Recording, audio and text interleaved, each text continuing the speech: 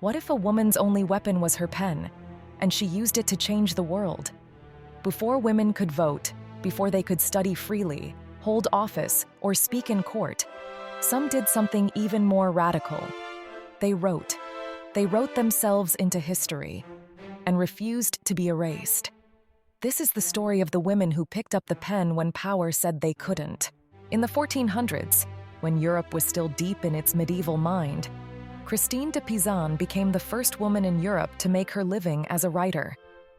After her husband died, she turned to her intellect, not just to survive, but to fight. She wrote the Book of the City of Ladies, a radical vision of an allegorical city where women were honored, valued, and defended against the slanders of men. If it were customary to send little girls to school, they would learn as well as boys. Christine imagined a world no one else could see and put it on paper. 300 years later, Mary Wollstonecraft saw a new opportunity and a new lie. In the 18th century, women were praised for beauty, not reason, for charm, not truth. Mary refused. She wrote A Vindication of the Rights of Woman, a book that demanded equal education and called out the system that kept women ornamental and obedient.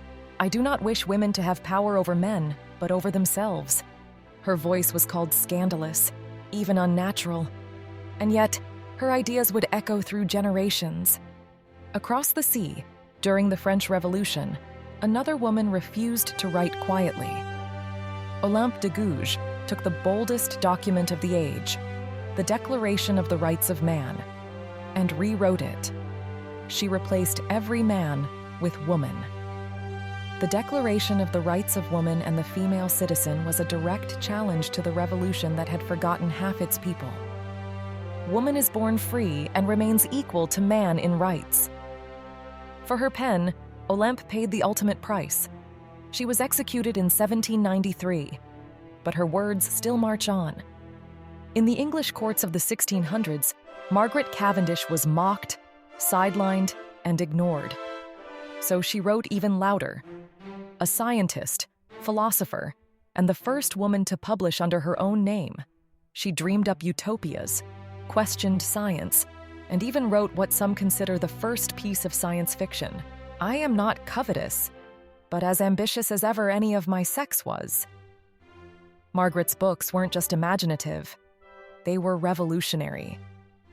What do all these women have in common? They saw that silence wasn't safety, and the pen wasn't just a tool, it was a sword. They wrote through dismissal, they wrote through danger, and in doing so, they left something behind for all of us. Proof that the written word can outlive injustice. The pen is mightier than the sword. Yes, especially when held by a woman.